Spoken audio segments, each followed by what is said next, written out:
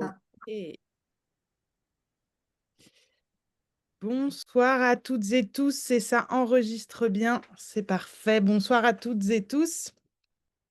Bienvenue dans ce webinaire. On va attendre quelques instants que les personnes arrivent, terminent leur repas ou terminent de faire chauffer leur plat ou tout simplement s'installent tranquillement pour passer un moment avec nous ce soir. Je suis Juliette Eskenazi, je suis bénévole au collectif BAMP et on va passer 1 heure ensemble ce soir sur la thématique des parcours AMP, PMA et du droit du travail. Donc, j'attends juste un instant encore que les quelques personnes arrivent. On est déjà pas mal. Merci d'ailleurs à toutes et tous pour vos inscriptions, votre participation. Ça prouve que c'est un sujet qui intéresse. Alors, je vais démarrer tranquillement. Et donc, je suis donc Juliette Eskenazi, c'est ce que je vous disais. Je suis bénévole au sein du collectif BAM que Eugénie va vous présenter dans un instant. Et je suis en compagnie ce soir donc de Liora Benamou, qui est avocate en droit du travail. bonsoir à tous. Bonsoir Liora. Et de Eugénie, qui est bénévole comme moi au sein du collectif BAM. Bonsoir Eugénie. Bonsoir. Alors, ce soir, on va donc parler d'un sujet qui est le droit dans les parcours. Moi, personnellement, je n'ai pas vécu ça parce que je suis à mon compte, donc je n'ai aucun droit en fait. Donc au moins, c'est réglé. Du coup, je travaillais dans les salles d'attente et je travaille toujours, d'ailleurs, je suis en parcours PMA toujours dans les salles d'attente avec mon ordi. Mais en tout cas, quand je suis arrivée au sein de l'asso, c'était un enjeu tellement énorme quand on en parlait avec les autres bénévoles, les autres adhérents, qu'on a décidé de faire un webinaire dédié parce que je me suis rendu compte qu'il y avait un vrai manque d'informations au niveau des droits. Et donc, du coup, on est là ce soir avec Eugénie qui va témoigner, elle, pour le coup, parce que toi, Eugénie, je te laisse te présenter et présenter l'asso, mais tu es plutôt concernée par ces sujets-là. Oui, oui, j'ai été et je suis encore aussi bien concernée. Alors, effectivement, je suis bénévole dans l'asso depuis assez récemment quand même, hein, depuis cet été, mais je connais l'asso depuis quelques années maintenant, plutôt pour l'antenne de Lyon, mais bon. On est répartis un petit peu dans différentes localités selon où il y a des bénévoles. Alors, le collectif BAMP, c'est une association de patients infertiles, en PMA, d'ex-patients aussi d'ailleurs, ayant des projets en cours. On est là en fait une association donc au niveau national, mais avec des antennes un petit peu partout en France, selon où il y a des bénévoles, je l'ai déjà dit, avec pour objectif d'accompagner les patients pendant leur parcours, ce qu'on fait aujourd'hui, hein, d'organiser des animations, de témoigner pour aider et partager notre expérience parce qu'on est souvent plutôt expérimenté dans ces sujets. On a aussi une facette importante qui est peut-être moins connue de l'association, qui est de contribuer à faire évoluer les choses au niveau national, notamment au niveau des lois, typiquement. Faire connaître un peu les problématiques à un niveau un peu national pour que ça bouge. Et puis évidemment, là, vous avez vu que ce, ce webinaire a lieu dans le cadre du mois de sensibilisation à l'infertilité. C'est la première fois que c'est un mois complet, mais généralement c'est au moins une semaine et l'idée c'est de créer beaucoup d'événements pour créer une caisse de résonance et beaucoup d'ampleur. Voilà, donc l'association, elle existe depuis plus de 10 ans maintenant. Euh, Vous y trouvez beaucoup d'informations sur notre site internet, sur les réseaux sociaux. N'hésitez pas, pour ceux pour qui ce n'est pas encore le cas, mais on y reviendra probablement un peu, à adhérer sur le site internet pour pouvoir aussi suivre l'actualité de BAMP, qui est assez riche. Et puis, comme c'est une association, c'est aussi important. Et Voilà, je pense que.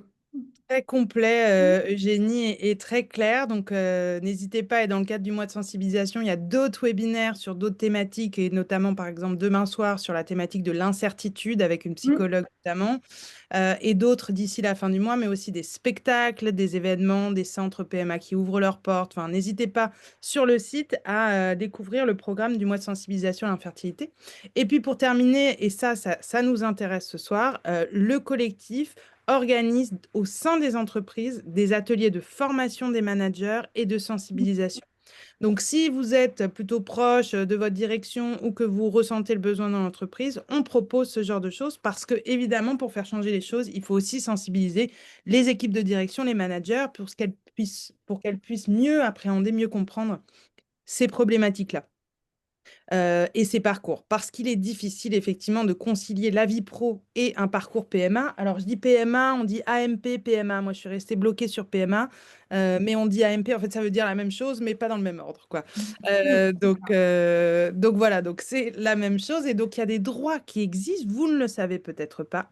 Il y en a sûrement pas suffisamment. Et on travaille pour faire bouger les choses, mais il y en a en tout cas.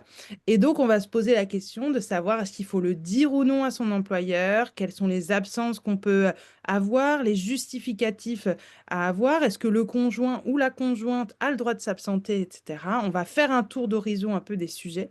Et à la fin, on se gardera un quart d'heure pour un temps de questions-réponses. Et on en a déjà reçu par mail, notamment sur le travail de nuit, et on y reviendra.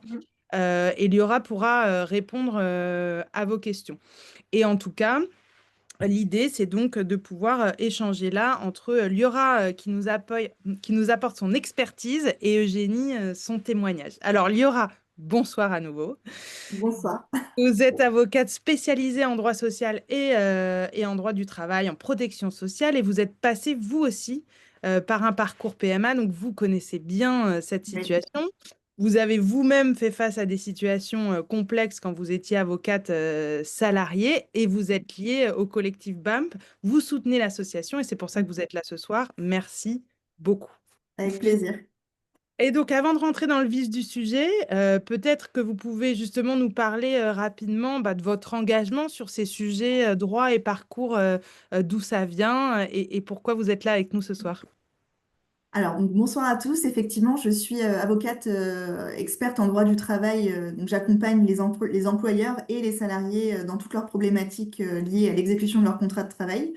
Et j'ai vécu à titre personnel pour ma fille, donc pour mon premier enfant, un parcours de PMA qui a été très lourd, puisqu'il était précédé aussi d'un diagnostic d'endométriose, donc ça a nécessité une opération chirurgicale, etc. Ça a été vraiment voilà, une période de ma vie très sombre, donc je comprends très bien les enjeux et de gestion de la vie professionnelle, conciliation vie professionnelle et parcours, et la gestion des émotions et les difficultés que peuvent rencontrer le couple à rester concentrés pour évoluer et faire évoluer leur carrière et en même temps pour construire leur projet parental. Donc voilà, je serai là avec grand plaisir pour répondre à vos questions, dans la mesure du possible, parce que voilà, le droit du travail est toujours un droit un petit peu mouvant, mais voilà, on sera là pour vous accompagner.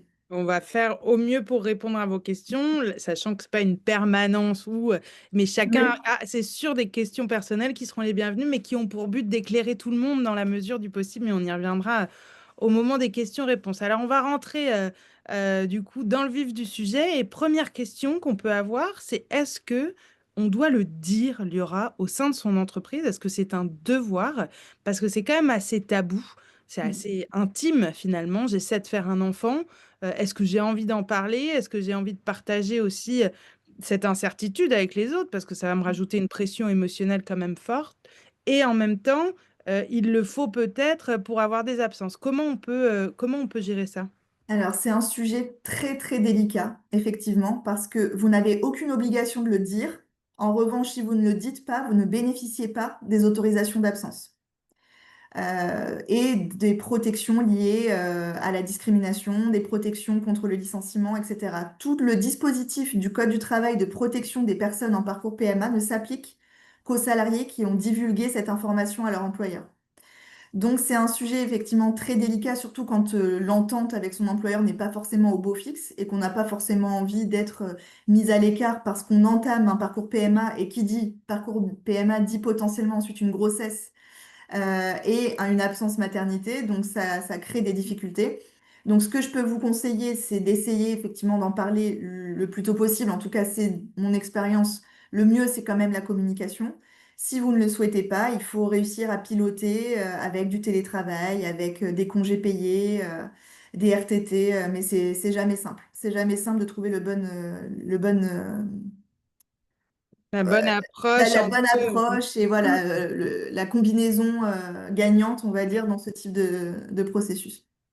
Et toi, Eugénie, du coup, est-ce que tu peux nous dire où tu travaillais, où tu travailles, enfin, comment ça s'est passé à ce moment-là et est-ce que tu l'as dit? Alors, moi, je pense que je suis représentative de pas mal de personnes, probablement pas de tout le monde, mais moi, je travaille dans une entreprise, une entreprise en privé, dans l'industrie, machine plutôt, enfin, voilà, dans la construction, donc un milieu assez masculin en plus, une grosse PME avec un service RH. Voilà, donc avec droit à un jour de télétravail par semaine. Ça, c'est un peu pour planter le contexte. J'ai jamais réussi à dire à mon manager que j'étais en parcours de PMA pour plusieurs raisons. Déjà parce que c'est des hommes la plupart du temps et que c'est quand même, franchement, faut se le dire, c'est quand même plus compliqué. Et parce que j'avais pas la confiance. Par contre, j'avais la chance d'avoir un service RH et donc j'avais quelqu'un à qui adresser mes autorisations d'absence. Et c'est vrai que ça, pour le coup, même si j'ai jamais eu de retour ou de support particulier de la part du service RH, pour autant, je savais que j'avais ça comme soupape et c'était non négligeable, hein, parce que s'il n'y avait pas eu ça, moi, c'est un parcours qui fait 7 ans maintenant, et ben, je ne sais pas comment j'aurais géré parce qu'effectivement, il y a beaucoup, beaucoup de choses à piloter. Je trouve que le mot est très bien trouvé. Euh, si je prends un peu de recul, ce qui est clair, c'est que ça m'aurait beaucoup soulagé de pouvoir en parler à mon manager. C'est un choix personnel que j'ai fait. Je ne sais pas si c'était la bonne décision, hein. Clairement, je ne suis pas certaine. Je pense qu'effectivement, avoir la capacité, quand on a possibilité d'en parler, ça soulage beaucoup de Ouais. choses. Ouais. Ça permet d'expliquer, au-delà d'absence, des moments un petit peu plus compliqués que d'autres. Euh, voilà, maintenant, c'est vrai que j'ai toujours eu la possibilité de donner ces autorisations d'absence sans trop de difficultés pour ma part, dans un cadre d'entreprise privée assez classique. Et dans ces cas-là, bah voilà, je m'absentais et on m'a jamais demandé de justification. Euh, on a peut-être, c'est important peut-être de spécifier une autorisation d'absence. C'est vraiment un document que vous fournit votre centre d'examen, votre médecin, qui va citer le texte de loi en question. Donc, il est quand même clairement établi que c'est un parcours de PMA. Donc, c'est bien quand même de pouvoir. Enfin, on ne sort pas ce papier. C'est pas un arrêt maladie assez lambda, hein. C'est pas un arrêt maladie, c'est une autorisation d'absence. Et voilà. Donc, c'est quand même pas mal de pouvoir dire de quoi il s'agit. Hmm. Et justement, Génie, tu parles pas mal des absences et il faut quand même pas mal s'absenter. Alors, pas Mm. toujours toute la journée, mais c'est des absences fréquentes, c'est des Mm. absences qu'on ne connaît pas en avance parce qu'on nous Ouais. dit parfois de la veille pour le lendemain, et ben vas-y, tu vas faire ton écho. Ça devait durer 1 heure, mais en fait, tu restes 2 heures là-bas parce qu'il y a vachement de monde. On a un rendez-vous la veille pour le lendemain. Et là-dessus, il y aura quels sont les droits? Est-ce qu'il y a un nombre d'absences qui est autorisé et quels sont un peu ces documents dont parle Jenny, les justificatifs?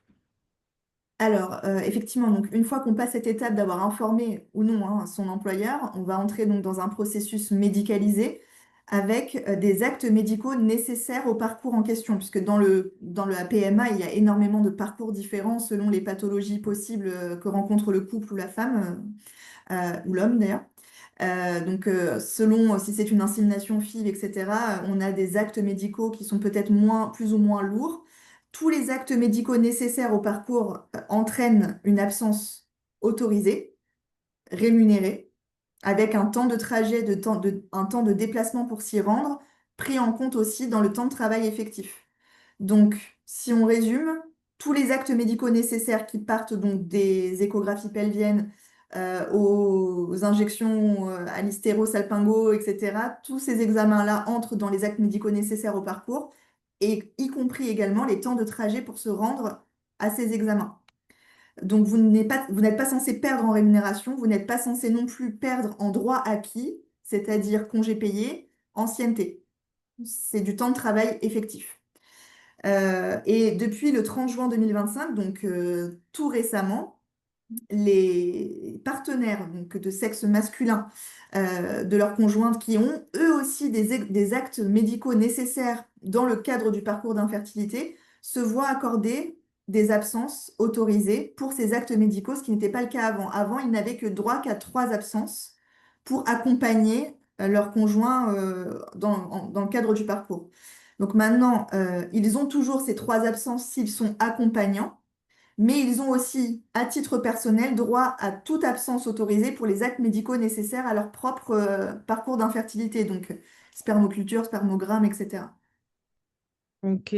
Voilà. Et du coup, pour bien comprendre, vous Oui, parliez là tout à l'heure de trajet, mais on le oui. sait, on a en France en fait, des zones qui sont dans lesquelles il faut mettre 2, 3 heures, 4 heures parfois pour aller dans son centre. Ça, c'est pris en compte?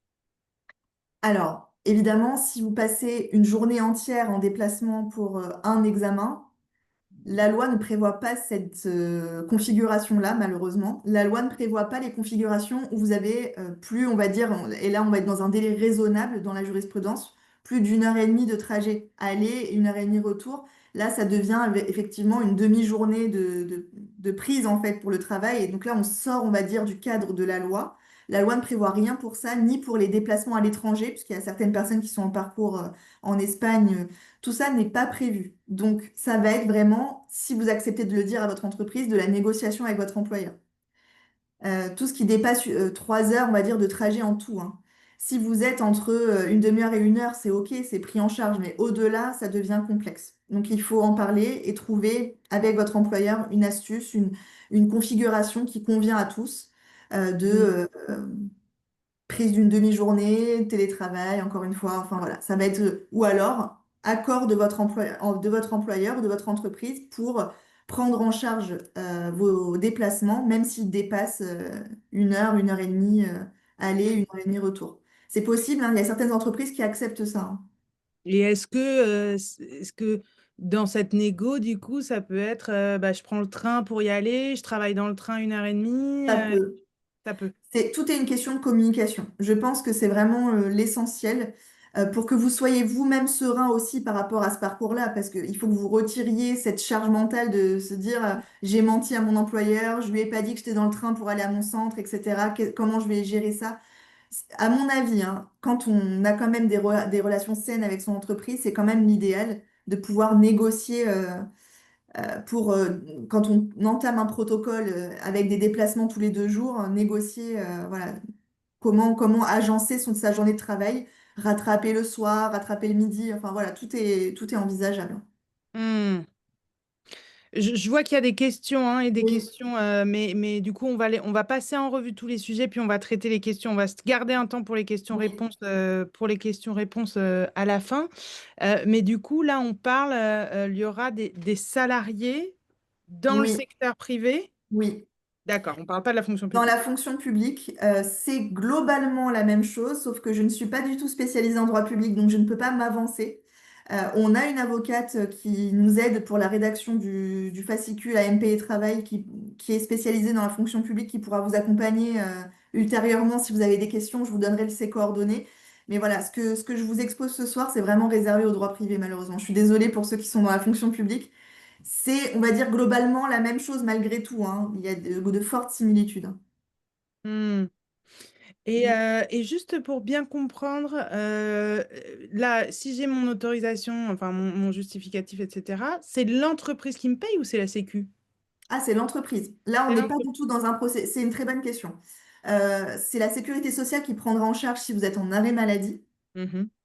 justifié par votre médecin traitant parce que vos difficultés liées au parcours sont trop importantes. Mais par contre, si vous restez vraiment en poste, c'est l'entreprise qui maintient votre salaire le temps du protocole, de vos absences nécessaires pour le protocole et pour la ponction, etc. Si pour D'accord. convenir. D'où la pertinence du terme de négociation, entre guillemets, Exactement, volonté de transparence.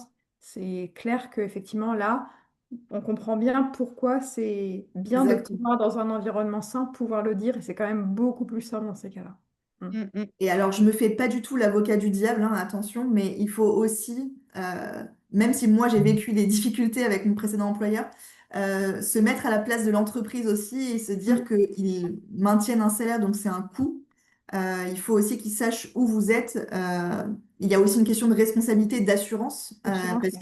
qu'une assurance qui couvre tous les accidents possibles, hein, de trajet, d'accidents de travail, etc. Donc, ils doivent savoir où vous êtes et quand pour pouvoir se protéger aussi en termes d'assurance.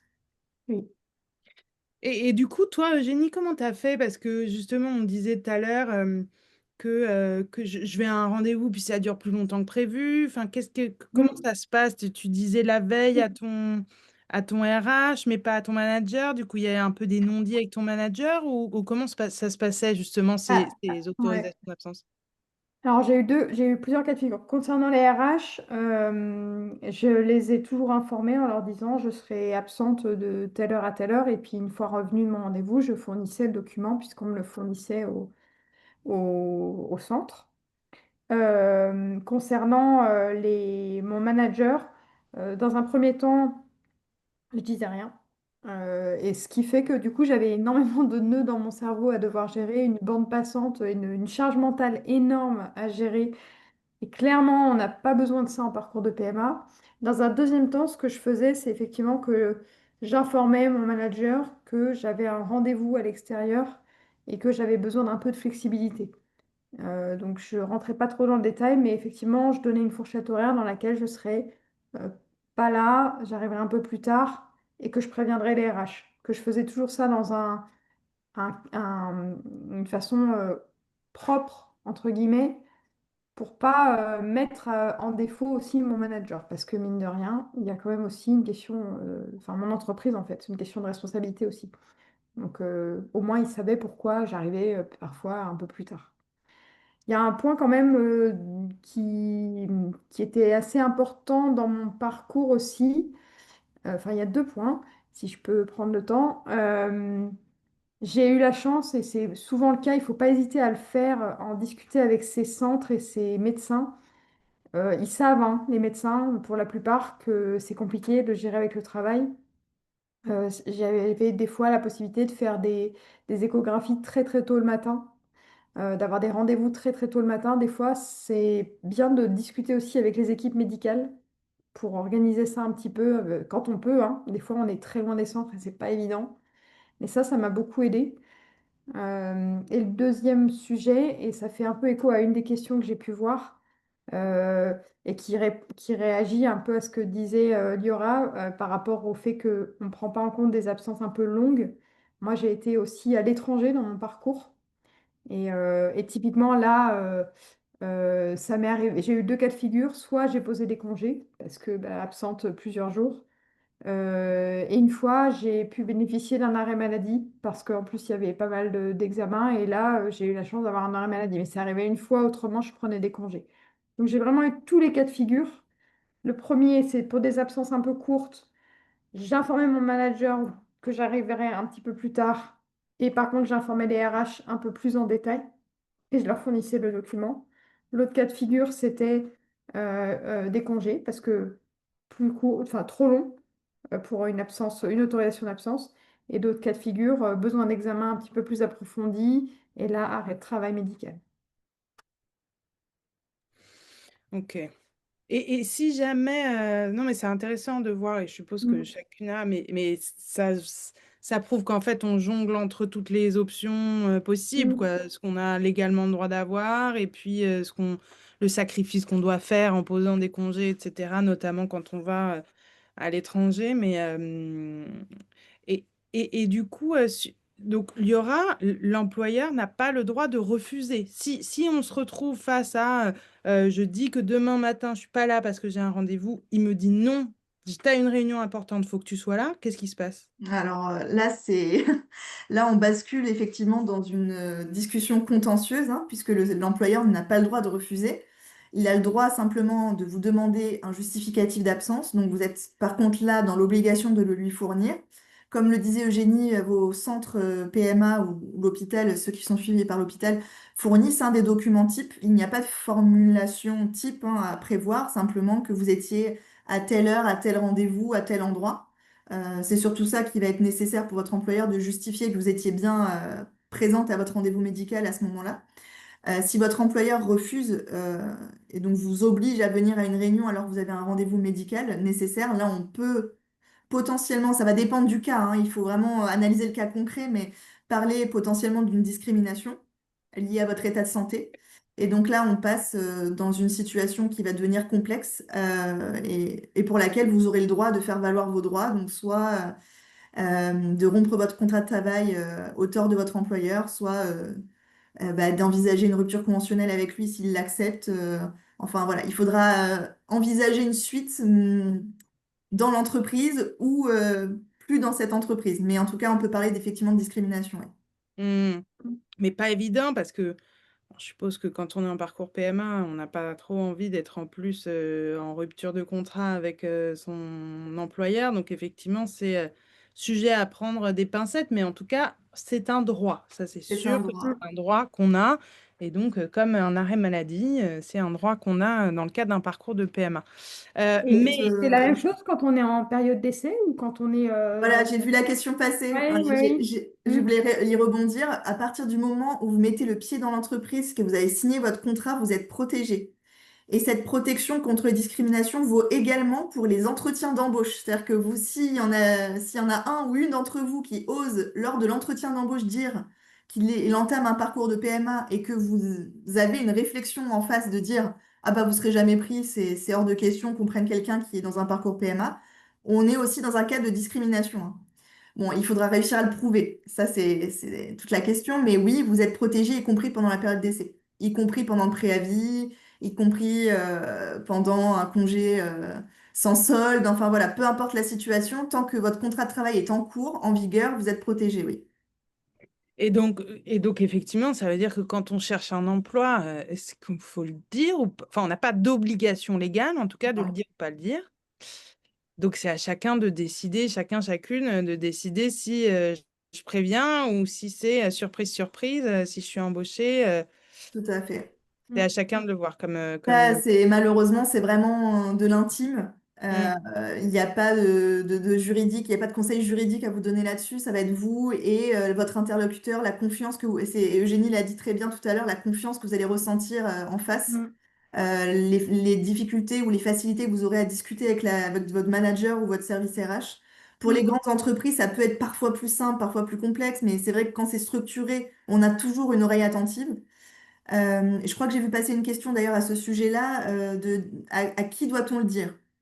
Mm. Il n'y a pas de règle non plus. À partir du moment où c'est une personne sous laquelle vous êtes en supervision. Donc si vous avez un manager à N+1, N+2, N+3, peu importe sa place dans l'organigramme, vous l'aurez dit à votre manager, donc c'est OK. Service RH aussi, enfin voilà, il n'y a pas de règle particulière là-dessus. Oui, Hmm. c'est sûr que dans une grande entreprise un peu plus grande, on a souvent la chance d'avoir un service RH qui n'est pas forcément le cas dans une petite entreprise. Donc effectivement, Voilà, là, ça devient beaucoup plus compliqué. Et les petites entreprises, c'est très fréquent euh, par rapport à des grandes entreprises. Mais ouais, c'est au bon vouloir. On pourrait avoir tendance à dire que quand on sent que dans un entretien d'embauche, on n'est pas en confiance pour dire les choses, c'est pas toujours Mm. un bon signal. Maintenant, on n'a pas toujours le luxe non plus. Bien sûr. Mm. Mais ouais, tout est beau. Enfin, c'est vrai que la confiance, ça joue beaucoup. Hein. Hmm. Et en intérim, parce que je pense aux différents formats, c'est pareil en fait, Liora, c'est des droits qu'on a à partir du moment où on est son contrat. En Hmm. intérim, vous êtes embauché par l'entreprise intérimaire, après qui vous envoie chez des entreprises utilisatrices. Donc votre employeur, c'est l'entreprise intérimaire, donc Manpower ou peu importe. Hmm. C'est eux, effectivement, qui sont responsables de vous et qui ne doivent pas vous discriminer par rapport à ce parcours. Donc, oui, c'est la même chose. Ouais, ouais. Les seules personnes qui sont malheureusement non assujetties à ces règles-là, c'est les personnes qui ne sont pas salariées. Mm. Mm. Donc, Donc, intérim, CDD, oui, entretien d'embauche, préavis, dans oui, ces cas de figure-là, c'est OK. tout Voilà. à Le fait. reste, c'est un peu plus spécifique. On a des questions hein, là-dessus. Mm. Tout ce qui a trait à la fonction publique, c'est un peu spécifique et c'est Oui. pas ta spécialité. Donc, on va peut-être avoir un petit peu plus de difficulté à y répondre. Mais effectivement, peut-être, je ne sais pas si on est capable de renvoyer vers quelque chose qui peut guider un peu spécifiquement sur le sujet de la fonction publique. Mais On a commencé à rédiger le fascicule dont on discutait tout Mm, à l'heure avec Virginie sur la fonction publique, droit de la fonction publique et droit privé. Il est en cours de rédaction, donc il sera mis à disposition rapidement à ceux qui adhèrent, qui souhaitent adhérer à l'association. mm, Sinon, il faut effectivement consulter un avocat spécialisé ou après, vous avez des permanences aussi hein, juridiques dans les mm. tribunaux, mais je ne garantis pas de la qualité des conseils. C'est pas du tout une critique, mais voilà, il faut faire attention aux informations que vous pouvez recueillir dans ce type Puis de lieu. il y a des syndicats aussi dans les plus Il y a des grosses syndicats, entreprises oui, qui peuvent Mm. conseiller, qui ont pas tout mais à qui fait, eux peuvent avoir les bons interlocuteurs, qui n'auront pas tout à forcément les fait. réponses à vos questions, mais qui peuvent avoir les bons interlocuteurs. La problématique, et j'y pense souvent, c'est vraiment les TPE, quoi, où là, il n'y a pas de service RH, il n'y a pas de syndicat, il n'y a pas de. Et où du coup, bah, là, on est un peu face à face avec, quand on est trois quatre dans une boîte, il vaut mieux le dire et on sait pas trop ses droits, quoi. Mais. Enfin, si, on sait ses droits, mais je veux dire, on ne sait pas trop comment l'aborder. Il y a eu pas mal de questions aussi sur le type de justificatif qu'il faut donner. Est-ce que c'est un papier type, l'URA? Est-ce que un labo peut le donner? Est-ce que on peut écrire sur un bout de papier et tamponner le nom? Enfin, qu'est-ce qui est attendu en termes de justificatif? Alors, encore une fois, la loi n'oblige pas un formalisme particulier. Donc, tant que sur ce document, il est écrit où vous vous êtes rendu, de quelle heure à quelle heure, dans quel lieu, enfin voilà, où et à quelle heure, là, c'est OK avec la signature, le tampon du lieu. Tant que c'est un document certifié conforme hein, par le lieu, c'est OK. Donc oui, les labos aussi peuvent vous les fournir. Alors, les labos, je suis pas certaine qu'ils le fassent. J'ai rarement entendu un labo accepter de le faire, ou alors il faudrait demander au superviseur du labo, au gérant du labo d'intervenir. Les secrétaires médicales dans les labos souvent sont un peu frileuses pour ce type de paperasserie, mais les Mm. centres FIV, c'est OK. Hein. J'ai Pour jamais les pensé. labos, ouais, j'ai jamais pensé pour les labos, vous pouvez essayer, Non. hein. Vous pouvez Mm, essayer, leur mm. expliquer que votre employeur va vous réclamer un justificatif Bah d'absence. oui. Bah oui. N'hésitez pas, il n'y a pas de formalisme particulier. Donc, encore une fois, vous leur demandez juste d'écrire que vous y étiez de telle heure à telle heure. Mm. Voilà. Mm, En mm. fait, en théorie, c'est juste pour montrer qu'on est dans un cadre légal. Oui. C'est pas tant que c'est un document officiel qui fait office d'eux, c'est juste pour vous aider à avoir un support qui rappelle qu'il y existe un cadre légal. Et ça permet aussi, alors je fais un peu de pub pour Juliette, pour Juliette et une autre de nos bénévoles qui travaille beaucoup sur les sujets de la PMA au travail. On sait que beaucoup d'entreprises ont peu conscience de ces sujets-là, qu'il existe ces sujets de textes légaux. Malheureusement, on sait bien que nul n'est censé ignorer la loi, mais factuellement, euh, il y a beaucoup de non-connaissance et ça permet aussi de générer des questions. C'est pour ça quand vous avez la possibilité de pouvoir en discuter avec quelqu'un dans l'entreprise, que ce soit un RH, un manager, etc., au moins ça amène une discussion et ça permet aux personnes de se poser des questions, de dire, ah bah tiens, je ne savais pas que ça existait, je vais me renseigner, ok, très bien, c'est clean. Mm. Donc ça peut être aussi une bonne façon. Je sais que les formulaires que j'avais, en général, ils stipulaient le texte de loi, carrément. Donc, mais bon, c'est un des types de fascicules, enfin de papier que j'avais. Mais c'était un papier comme ça, il n'y avait même pas d'en-tête. Je suis à peine sûre qu'il y avait une signature. Si, peut-être une signature. Mais bon, voilà, ça dépend vraiment des cas de figure, quoi. En tout cas, ouais, là, je rebondis sur ce que tu dis, Eugénie. Enfin, nous, si vous sentez que vous êtes à l'aise avec votre entreprise et que vous voulez qu'ils soient sensibilisés, c'est parce que c'est une assez grosse boîte. Enfin, je veux dire, quand on est dans une TPE et qu'on est quatre, oui, ils vont pas forcément avoir une formation.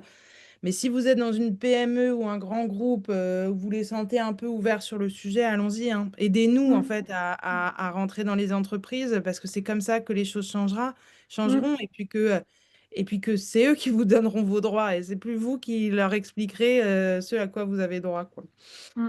Il y a On a des statistiques, hein, faut pas oublier que bah, ça concerne quand même bien plus de monde malheureusement que ce qu'on croit et que Ouais. probablement, enfin statistiquement dans votre entreprise, faut, alors effectivement pas quand on est quatre, mais il est probable qu'il y ait quelqu'un d'autre que vous dans votre entourage en entreprise. exactement, Ça peut exactement. toujours servir. Mm. On est bien plus nombreux et nombreux qu'on ne le pense Mm. Mm. dans cette situation-là. Moi, j'avais une question et puis après, on va reprendre le fil des questions qui sont posées. Alors, on a répondu à certaines, donc on va répéter parfois un peu, mais je vais plutôt sauter là où on a déjà répondu. Et je vous invite à regarder le replay. Si jamais on n'a pas répondu à votre question, ça veut dire on en a déjà parlé avant. Moi, sur le conjoint, Liora, vous évoquiez tout à l'heure trois rendez-vous, ou je sais plus, le conjoint ou la conjointe, enfin la partenaire de Oui, vie en tout oui, cas, Mm. avec qui on partage, parce qu'il y a nous, dans les cas de figure, on a des couples de même sexe, des couples hétérosexuels et des mamans solo. oui, Euh, est-ce Marié, que, pacsé, pas forcément d'ailleurs. oui.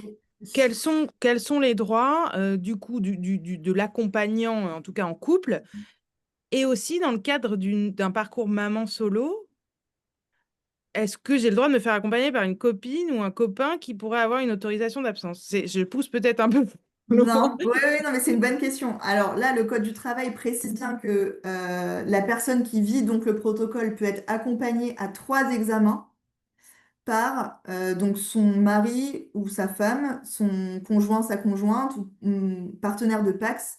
Voilà, donc c'est ouvert aux couples hétérosexuels, homosexuels.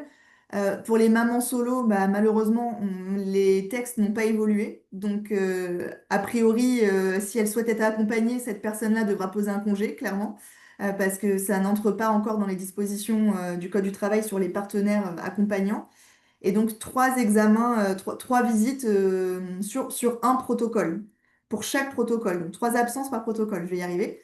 Alors, qu'est-ce qui est visé par protocole? Je sais que les questions vont arriver, donc je ne peux pas vous répondre. Encore une fois, la loi est extrêmement succincte. Ça dit donc que les conjoints ou partenaires de vie peuvent accompagner sur 3 examens par protocole, mais ça ne dit pas si c'est par transfert, par exemple, dans le cas d'une FIV, parce que quand on parle de protocole, est-ce qu'on parle d'un protocole global avec la ponction et au premier transfert, ou est-ce qu'on parle à chaque transfert? Ça, je ne peux pas, je peux pas vous garantir que ces 3 absences sont par protocole au global ou par transfert, en cas de FIV en tout cas. Parce que de toute façon, un transfert, on est légalement obligé d'être accompagné par l'autre. Oui, C'est obligatoire. Donc déjà, ça prend un crédit. oui, Donc effectivement, donc après, pareil, c'est tout ça. Soit on reste dans le flou et on sait que notre employeur est dans le flou et du coup, on fait ce oui. qu'on peut et on prend un max de C'est aussi une justification. option, c'est aussi une option. Et Soit ça on- peut être aussi, c'est d'où l'importance de pouvoir avoir un moment d'échange parce que ça veut bien dire qu'il faut pouvoir expliquer, enfin, que l'idéal, c'est quand même, je sais bien qu'on ne peut pas toujours le faire, mais que l'idéal, c'est quand même d'expliquer ce qu'on vit un petit peu, sans forcer. On n'a pas toujours envie d'entrer dans les détails, hein, clairement, mais réussir à expliquer que un protocole, ça peut être plusieurs étapes, enfin voilà, ça peut probablement aider. Mm. Je fais un peu de recul sur mon expérience. Si j'avais pu faire ça, ouais, ça m'aurait quand même beaucoup aidé, hein, clairement. Mais Non, puis en fait, je pense que enfin, là où tu as carrément raison, Eugénie, c'est que de toute façon, la communication, c'est la clé dans la vie en général. mm, Et que surtout, enfin là, on parle de cadre juridique, on parle d'absence, d'autorisation d'absence, mais en réalité, enfin, toutes celles qui sont en parcours savent l'impact qu'ont les traitements hormonaux, les rendez-vous, etc., sur la tête et le corps. mm, Et en fait, quand on est fatigué, que c'est pas, enfin, et que si on peut pas dire pourquoi, c'est déjà lourd psychologiquement. Donc, en plus, c'est sûr que c'est plutôt mm, sain et une bonne chose, autant d'un point de vue légal. Et il y aura, vous le disiez tout à l'heure, à un moment, l'entreprise, faut qu'elle comprenne aussi, parce que du coup, enfin, il faut se mettre à leur place, effectivement. Et le commun accord et la transparence, ça va dans les deux sens, quoi. Ok, Après, donc, si je peux ouais. ajouter juste une petite chose, il y a quand même les juridictions qui viennent aider les personnes en parcours, puisqu'il y a une décision toute récente de la Cour d'appel de Versailles qui a condamné une entreprise, hein, pour licenciement abusif parce qu'elle avait licencié le mari d'une personne en parcours qui avait dépassé ses 3 absences autorisées par protocole. Il était allé à un quatrième rendez-vous. Donc, il avait épuisé ses 3 crédits. Et à la quatrième absence, l'employeur l'a licencié pour faute grave, pour absence injustifiée. Donc, il a saisi la justice et la justice lui a donné raison en disant que ça n'était pas une faute grave, ni même une faute, puisqu'il avait prévenu, il avait expliqué dans quel parcours il était, qu'il devait accompagner sa femme, que c'était un procédé médical très lourd et son employeur a malgré tout procédé au licenciement et donc le licenciement a été jugé abusif. Donc, vous voyez que finalement, la communication est la clé, mais sachez que vous avez aussi la justice et les juridictions qui vous accompagnent derrière et qui vous protégeront si vous souhaitez faire valoir vos droits. Et là, du coup, ce résultat de prud'homme, enfin en justice, Oui, du coup, ça veut dire que s'il y a un autre cas de figure, ils vont se référer un peu à ce qui s'est passé là, comme exactement. C'est référence. tout le Ok. principe de la jurisprudence. C'est ça la jurisprudence, en fait. C'est l'antériorité des décisions de justice qui aide finalement aux praticiens du droit de s'appuyer sur ces décisions pour faire évoluer les lois qui ne sont pas assez claires ou pas assez précises ou pas assez complètes. Ouais, Donc, il y a une question par rapport au fait de le faire par écrit ou par oral. Du coup, ça, quand même, ça sous-entend que c'est quand même un petit peu mieux de le faire par écrit quand on peut. c'est sûr, pour se Ouais. constituer des preuves, ouais. Mm. Mm, mm. Euh, ok, alors on va regarder un peu les questions auxquelles on n'aurait pas répondu. Alors, il y a une personne qui nous demande justement les temps de trajet, donc on en a parlé tout à l'heure, mais peut-être Aude, pour vous redire un petit mot. En fait, Aude, visiblement, il y a des retards dans les rendez-vous de santé, il y a des rendez-vous le même jour, etc. Et elle dit des absences régulières de près d'une demi-journée sont-elles considérées comme autorisation d'absence? Euh, En indiquant l'heure d'arrivée, et on disait tout à l'heure, il y aura que plus d'une demi-journée, non, ça passe pas, quoi. Bah, ça dépasse, on va dire, alors encore une fois, la loi n'a rien dit là-dessus, mais ça dépasse, on va dire, le délai raisonnable d'absence. C'est-à-dire que là, vous allez en fait bloquer une demi-journée dans votre planning. Ça fait beaucoup pour l'entreprise qui doit maintenir le salaire et organiser votre suppléance, parce que du coup, vous n'êtes pas là. Donc là, alors, je sais pas quel est le métier qui est pratiqué par ces personnes, mais vous allez bloquer, on va dire, un poste qui va donc créer une surcharge de travail pour les autres. Il faut que l'entreprise puisse se réorganiser. Donc si c'est systématiquement des demi-journées, ça fait beaucoup. Mm, Alors encore une fois, tout dépend de l'entreprise, de l'activité, du poste occupé, voilà, tout dépend de ça. Ce sont des conditions d'application d'espèces, il faut en parler avec votre employeur et puis si vous souhaitez aussi en parler avec moi, avec grand plaisir en suivant, mais ça nécessite quand même une analyse plus approfondie de votre situation à chacun en fait. Là, on donne une considération globale, mais il faut s'appesantir sur chaque cas concret. mm, mm. On a une question sur le d'Estelle. Eugénie, j'ai vu que tu avais, je sais pas si j'ai vu passer je sais pas si tu J'allais répondre et puis j'ai eu un petit moment de doute sur le don d'ovocytes. Quelqu'un qui souhaite Oui, donner, qui veut savoir si on a le droit à des autorisations d'absence. oui, On c'est peut pas. pareil. Ouais. Bah, Oui, très bien. pardon, Eugénie, vas-y. Non, en fait, j'allais répondre que oui. En plus, une personne qui fait un don de sperme ou d'ovocytes est défrayée de tous ses frais, que ce soit déplacements médicaux évidemment, et compensé en termes d'absence de travail. Ce que je ne savais pas, et c'est ce que j'étais en train de regarder sur le site de l'Agence de la biomédecine, mais si tu sais, tant mieux. C'est quoi du coup? Qu'est-ce qu'on obtient? C'est un arrêt maladie? C'est une autorisation d'absence? Ça, j'avoue que je ne sais pas. Ah ben, c'est le même cadre que C'est le pour même un cas. parcours PMA classique. D'accord, C'est-à-dire super. que, bon, du coup, il faut en parler pour pouvoir en Mhm. bénéficier. Mais c'est pareil, même autorisation d'absence pour les actes médicaux nécessaires au don, avec voilà, maintien de la rémunération, des droits acquis, congés payés, ancienneté, c'est Super, les mêmes schémas. Et discrimination, protection contre la discrimination. super. Très bien. C'est Euh, bon à savoir. On a une question d'Ophélie qui nous demande si les psys font partie des autorisations d'absence. Alors, il me semble que dans chaque parcours, il y a un rendez-vous psy obligatoire. Pas toujours. Ah, pas Dans toujours? le cadre du don, quand on passe avec un don d'ovocytes, oui. Souvent, les centres ont une proposition psychologique. C'est pas toujours le cas. C'est pas toujours le cas, malheureusement. En revanche, je pense que quand on est dans un parcours de ce type-là, les psychologues, ça peut peut-être être intéressant d'en discuter avec eux. Ils doivent pouvoir fournir quelque chose, probablement. Bah Des alors fois, oui, on voilà, est dans quand le les rendez-vous clients. Mm. est obligatoire dans le cadre du parcours et qu'on est obligé de passer par cette étape-là pour aller à l'étape suivante, là, ça entre dans le cadre des examens médicaux nécessaires. Donc là, Ouais, c'est... là, c'est sûr. Ça, c'est sûr. Dans le Voilà, cadre où c'est obligatoire, par exemple, quand on bénéficie d'un don, oui. voilà. Maintenant, si on, par exemple, on est suivi chez un psychologue en libéral, par exemple, en parallèle de son parcours, c'est peut-être un peu particulier, à moins peut-être de bénéficier d'une affection longue durée, donc une ALD, c'est peut-être un peu particulier là, on rentre peut-être dans des détails un peu Mm. particuliers, Ouais, ouais. mais ouais, c'est pas... C'est Ah, plus pardon. délicat, c'est ouais, Mm, malheureusement, enfin, pour moi, quand ça n'est pas vraiment dans le cadre du mm, parcours imposé par le centre, là on est hors cadre, donc d'accord. enfin, à mon sens, mais encore une fois, il y a des situations qui peuvent être effectivement spécifiques, hein, donc il faudrait Mm, se pencher dessus. Ouais, mm, ouais. Ou alors voir un psy en visio sur la pause déj C'est ou des. ça. mm. Dans la Ouais. voiture, Ouais. on En l'a tout cas, tous fait, bon, hein. on l'a tous fait, c'est clair. Ou Ouais, en ouais, ouais, télétravail.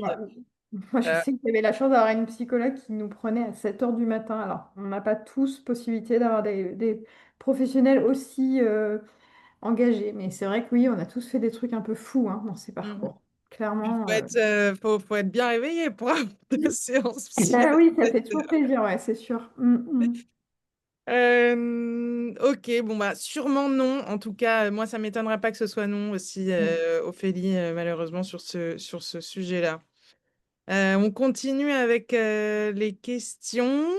Salomé nous demande, mais tu as répondu tout à l'heure, Eugénie, si on peut parler au RH en demandant à ce Mm. que le management direct ne soit pas encore prévenu. Et c'était ton cas, Eugénie. Ah bah moi, c'est ce que j'ai fait. Enfin, perso, ça n'a jamais posé problème et je pense pas qu'il y ait d'obligation que le manager sache pourquoi on est absent. Non, non, à partir du moment où il y a une personne qui représente Mm. l'employeur, hein, qui est au courant, ça suffit. C'est à eux Mm. après de gérer leur popote interne, hein, et de savoir quel discours ils vont tenir aux personnes que vous ne souhaitez pas informer. Mm. Pas d'obligation de prévenir tout le monde dans la direction. Mm. Oui, ou même dans les collègues, si j'ai une copine, j'ai envie de lui dire, mais pas à l'autre, même si je suis dans la même équipe, enfin, vous faites ce que vous Oui, voulez. tout à fait. Euh, mais et du coup, bah justement, ah tiens, il y a Mélanie qui rebondit sur ce qu'on disait. Les labos donnent un justificatif. En tout cas, Ah bah elle est dans la voilà. Vienne et Ah, elle dit merci pour que l'info. et normalement les psys du service PMA, un justificatif est donné également. En tout cas, elle dit pour ma part dans la Vienne. Donc ça se tente de toute façon. Je pense que effectivement, bah, les labos, ça m'étonne pas, mais bon, après, ça dépend un peu des gens, hein. Et après, psy, il faut juste voir si légalement ça rentre en compte, mais effectivement, je suppose que là où le psy peut donner une attestation de séance, en tout cas, mais est-ce que ça vaut en droit? C'est ça qui était plus le sujet, quoi. Mm. Mm. Euh, donc, merci Mélanie, en tout cas, pour Merci ce pour Ah ouais, l'info. c'est intéressant d'avoir des retours pratiques. Ouais, Mm. ouais. Il y a une Euh, question sur faut-il être pacsé, marié ou est-ce que quand on n'est ni pacsé ni marié, est-ce que ça peut faire office de... Est-ce qu'on peut faire valoir un droit à un accompagnement? Alors, enfin, la loi nous dit bien, il faut que ce soit soit un époux ou une épouse, soit un partenaire de PACS, soit un conjoint. Donc, il n'y a pas nécessairement besoin d'un contrat, hein. Mm. Euh, à partir du moment où vous vivez sous le même toit, vous êtes considéré comme étant conjoint, vivant maritalement ensemble. Donc là, c'est OK, hein. Ne vous tracassez pas avec ça. S'il y a bien un souci qui n'en est pas un, c'est ça. En tout cas, Pour une fois. pour une fois, voilà. On a une question sur les arrêts maladie avec quelqu'un qui nous dit, ma médecin généraliste m'a indiqué que depuis peu, il y a plusieurs arrêts maladie en lien avec la PMA. Le délai de carence n'est appliqué qu'une fois. Est-ce appliqué? Oui, c'est vrai ça. J'en ai entendu parler. Je ne sais pas. C'est une évolution Je... intéressante, je crois. Il faudrait qu'on se penche un peu Il faut qu'on spécifiquement, se mais penche sur la question, allez. ouais, ouais. Et Euh, c'est vrai que ça me parle, ça. La suppression des délais de carence dans un cadre d'un parcours de PMA. Ouais. On peut peut-être, comment on peut faire pour répondre à la personne Bah, qui on peut, bah, de toute façon, Ah, je pense que ce sera, on écrira peut-être un article, alors pas tout de suite parce qu'on est dans un oui. mois très mm. intense, mais peut-être déjà il y aura le replay du webinaire, puis nous on prend en note des questions et c'est toujours intéressant Mm. quand on sépare parce que du coup ça nous permet de nous renseigner et peut-être de prévoir de publier un article courant décembre sur ces sujets, justement sur les nouveautés des nouvelles Alors, lois. Vous disiez, Liora, là, qu'il y avait eu des lois cette année et de voir ce qui change. alors, je suis sur le site d'Amélie, là. Je regarde un peu en direct. Ah, Et il est indiqué que l'infertilité étant reconnue comme une ALD, donc une affection longue durée, le délai de carence de 3 jours n'est retenu que pour le premier arrêt de travail en lien avec l'ALD pendant une période de génial. 3 ans. Donc, Alors, par contre, est-ce que l'ALD est systématique en cas de parcours? Ça, c'est... pour moi, une ALD, c'est un dossier qui est créé par un Voilà, médecin c'est pour ça. qu'elle soit acceptée. Donc, il faut que il faut, enfin, pour obtenir une ALD, il faut demander à son médecin ou que le médecin le propose, qui crée le dossier, que ce dossier soit accepté. Ça peut prendre un peu de temps, il faut anticiper un petit peu, hein, une demande d'ALD d'ailleurs. Mm. Effectivement, ça vous ouvre le droit à une prise en charge à 100%. Donc, ça, c'est une des choses qu'il ne faut pas oublier de faire assez rapidement dans son parcours. Hmm, Et les médecins n'y pensent pas nécessairement parce qu'encore une fois, des fois, c'est un peu de l'administratif et voilà. ouais. Donc, oui, à creuser, mais c'est très Mm. intéressant de le savoir, effectivement. Ça, Mm. c'est pratique parce que c'est vrai qu'à chaque arrêt maladie, si on perd à chaque fois 3 jours de salaire, Oui, ça peut vite être énorme. c'est Mm. énorme, oui. Mm. Hmm, hmm. Comment faire quand l'entreprise ne connaît pas cette loi, mais nul n'est supposé ignorer la loi? Oui. Donc n'hésitez pas à leur rappeler la loi. C'est toujours délicat et jamais évident, mais n'empêche que Hmm. Mm. c'est la loi. Et vous avez le droit de leur rappeler la loi sans qu'ils Mm. se vexent parce qu'ils ne savaient pas. Donc, tout est une Voilà. question de diplomatie. Mais en tout cas, en fait, il y a beaucoup d'entreprises ne connaissent pas les lois liées au parcours PMA. Ah Donc, oui. n'hésitez pas à leur donner des billes et encore une fois, à leur dire de prendre contact avec nous si besoin. On a Mm. un témoignage de Caroline. Et Caroline, merci pour ce témoignage qui dit: Je suis française, j'habite en France, mais je travaille en Suisse. J'ai été licenciée fin septembre alors que je devais commencer le parcours PMA et que je l'avais annoncé à mon employeur suisse. Avez-vous des contacts de votre association en Suisse et aussi en termes de droits et protection dans le cadre du parcours PMA?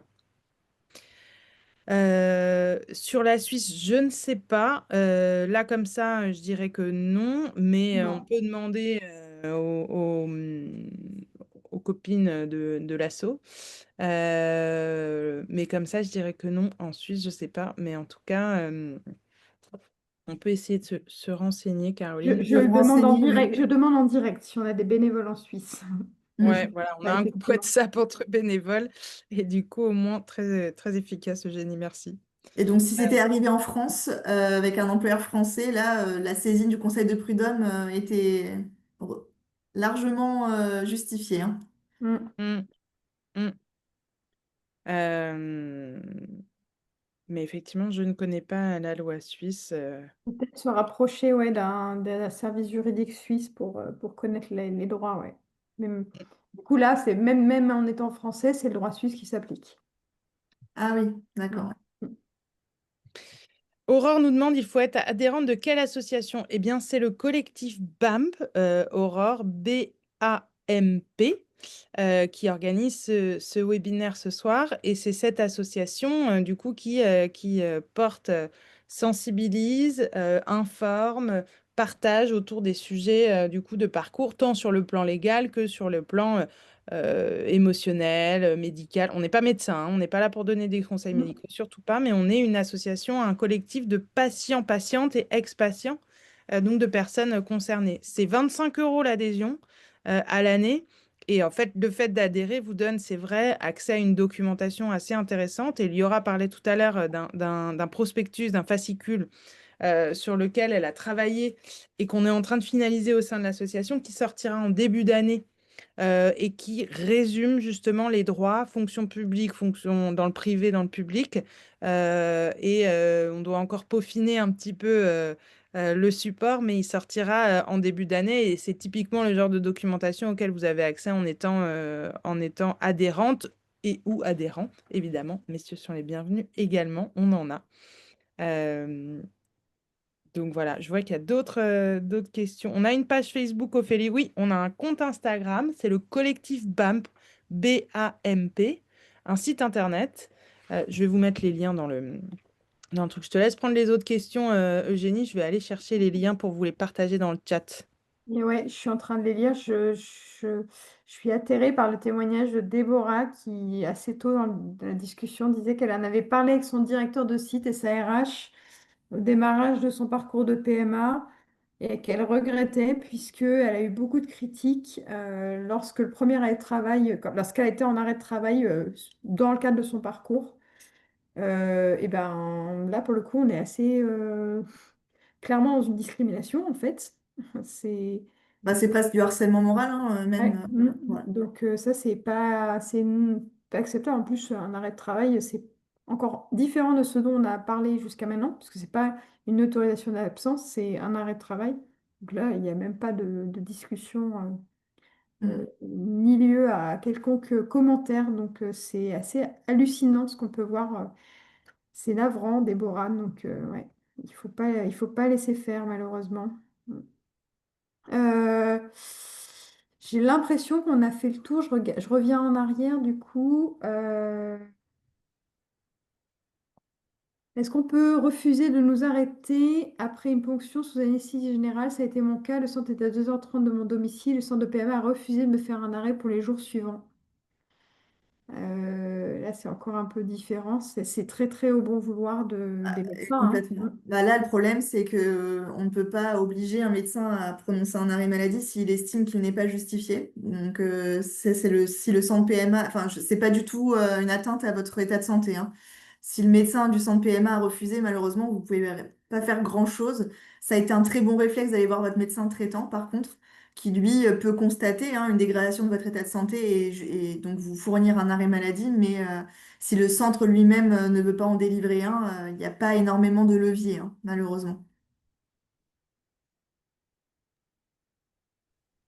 Ouais, voilà. Est-ce qu'on a donc ALD 100% infertilité? Oui. C'est pas une obligation. Il faut que un de vos médecins dans le parcours fasse une demande d'ALD pour vous. Moi, je sais que dans mon cas, c'était ma généraliste qui s'est préoccupée de ça. Et heureusement qu'elle l'a fait. Ça a Oui. beaucoup aidé, souvent aidé. Donc faites-le, pensez-y à demander une ALD. Il y a pas de raison de ne pas l'obtenir quand on est dans le cadre d'un parcours de PMA, hein. Je pense à aussi certains examens où ça peut être important de l'avoir, ça, hein. Pour la prise en charge, oui. Ouais. Mm. Euh, J'ai mis les liens, tous les liens, le site de l'asso, le lien vers le programme de la fin du mois, parce que pour celles et ceux qui n'étaient pas là au début, je le redis, c'est le mois de sensibilisation à l'infertilité qu'on porte là en novembre et jusqu'à la fin du mois, il y a partout en France et en ligne des événements, que ce soit des spectacles, des conférences, d'autres webinaires thématiques. Demain, on sera avec Eugénie demain soir sur la thématique de l'incertitude. Comment faire face à l'incertitude dans les parcours PMA et notamment à la fois l'incertitude des quotidiens. On en parlait tout à l'heure. Demain, j'ai une prise de sang. Après-demain, j'ai une truc. Est-ce que je pars en mm, week-end? Est-ce que je pars en vacances? Enfin, ouais. l'incertitude et l'incertitude du projet de vie. Est-ce que ma vie va se faire avec ou sans enfant? Donc, on en parle demain avec une psychologue notamment et une personne de l'application Wistim qui aide à gérer son quotidien. Et oui, Estelle, on peut retrouver les replays des webinaires sur la chaîne YouTube.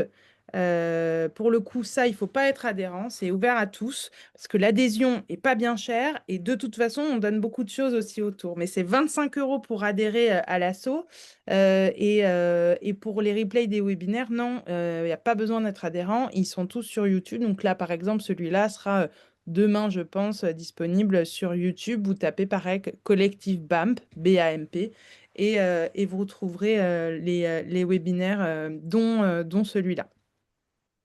A priori, on n'a pas de bénévoles en Suisse. Mm.